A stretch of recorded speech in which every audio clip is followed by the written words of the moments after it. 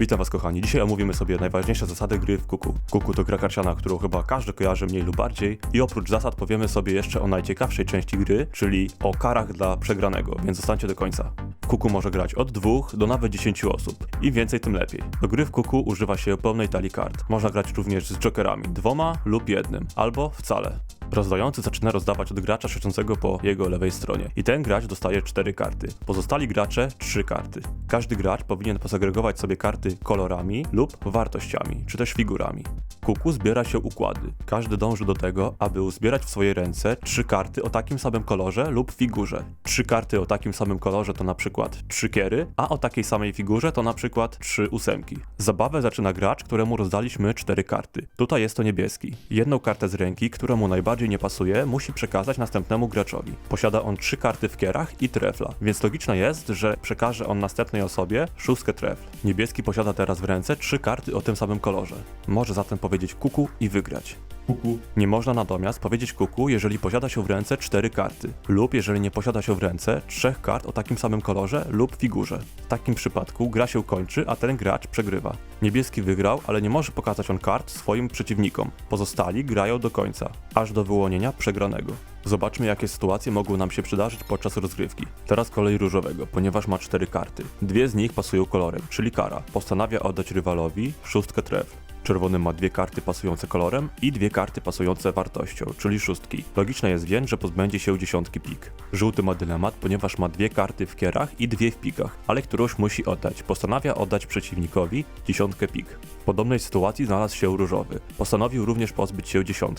I teraz znaleźliśmy się w sytuacji, której jeszcze nie było w naszej zabawie, ponieważ 10, która wyszła od czerwonego, wróciła do niego z powrotem. W takiej sytuacji często gracze umawiają się, że jeżeli dana karta wróci do tego samego gracza, to może ją on wymienić na następną kartę stali. Karta pociągnięta przez czerwonego nie jest tą, o której marzył, dlatego postanawia się jej pozbyć. Przewijmy teraz naszą rozgrywkę do kolejnego kluczowego momentu.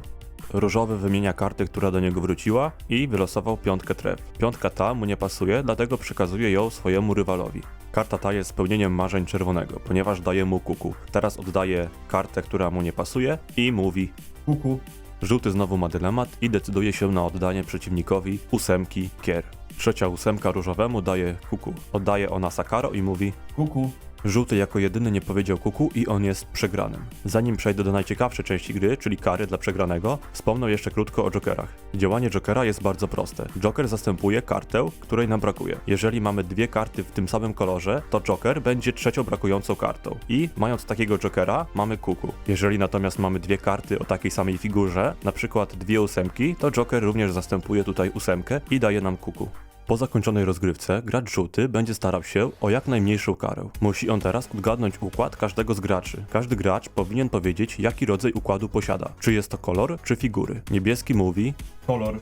Żółty musi więc wybrać jeden z 4 kolorów. Może on sugerować się swoimi kartami i kartami na stole. Może również sugerować się przebiegiem rozgrywki. Natomiast gracz niebieski dostał kuku od razu, na początku gry, więc ciężko domyślić się, jaki jest dokładnie jego kolor. Żółty ma w ręce 3 kara, a na stół podczas gry zostały wyrzucone aż 4 karty w pikach. Zmniejsza nam to trochę prawdopodobieństwo, że niebieski posiada jeden z tych 2 kolorów. Wybierzmy zatem między treflem a kierem. Niech będzie tref. Teraz zgadujemy karty kolejnego gracza, czyli różowego. Różowy mówi Figura. ostatnią kartą, jaką przekazaliśmy różowemu, zanim dostał kuku, była 8, więc najprawdopodobniej jego układem figurowym są 8. Mówimy zatem 8. teraz czerwony. Czerwony mówi, Kolor. jeżeli wcześniej powiedzieliśmy trefle, to teraz powiedzmy. Powiedzmy, że to będzie kier. Teraz wszyscy gracze odkrywają swoje karty. Zobaczmy, ile układów udało nam się zgadnąć. Niestety, udało nam się zgadnąć tylko jeden układ, a więc dostaniemy karę od niebieskiego i od czerwonego, czyli od graczy, których układu nie zgadliśmy. Najpopularniejszym rodzajem kary jest bicie, konkretnie bicie po rękach. Ilość uderzeń zależy od figury wylosowanej karty, a jego siła od koloru tej karty. Jeżeli wylosujemy kartę od 2 do 10, to ta karta wskazuje liczbę uderzeń. Na przykład 2 to 2 uderzenia, 5 to 5, 7 to 7. Jopek to może być 11 uderzeń, dama 12, król 13, a as 14 lub 1. Lub można grać tak, że jopek, dama, król to 10 uderzeń, a as 11. Jeżeli chodzi o siłę uderzeń, to karta w kierach oznacza uderzenie najmocniejsze. W karach mocne, w pikach słabe, a w treflach najsłabsze. Czasami gra się tak, że trefla się nie uznaje. Po prostu osoba, która wylosuje trefla, nie dostaje uderzenia wcale. Żółty losuje z góry talii kartę dla niebieskiego i czerwonego. Wylosowana karta to 6 kier i 3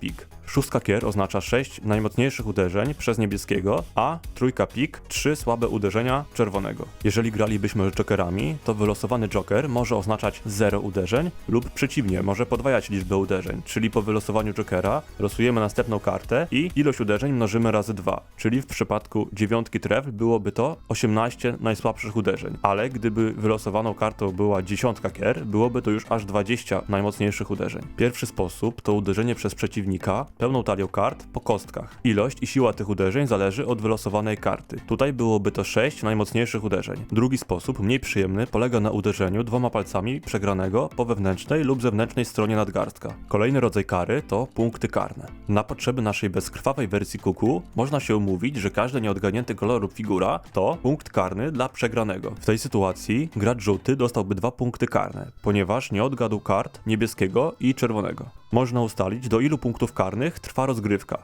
Na przykład może być to 10 lub więcej w zależności od liczby graczy i czasu, jaki chcecie poświęcić na rozgrywkę. Wtedy osoba, która osiągnie lub przekroczy ustaloną ilość punktów karnych, przegrywa, a pozostali gracze zajmują odpowiednie miejsca w zależności od liczby ich punktów. Trzeci rodzaj kary to wyzwanie. Osoba, która przegrała, dostaje wyzwanie od osób, których kart nie odgadła. Musi ona wykonać rozkaz, na przykład zrobić fikołka, umyć zęby albo zjeść czosnek. A w wersji imprezowej może być to na przykład napicie się piwa albo innego napoju wysokoprocentowego. Oczywiście, jeżeli jesteście pełnoletni. Jak widać, gra w kuku może sprawić wiele frajdy. Jeżeli podoba Ci się moja twórczość, możesz zostawić suba, komentarz i łapkę w górę. A ja się z Tobą żegnam i widzimy się w następnym filmie. Cześć!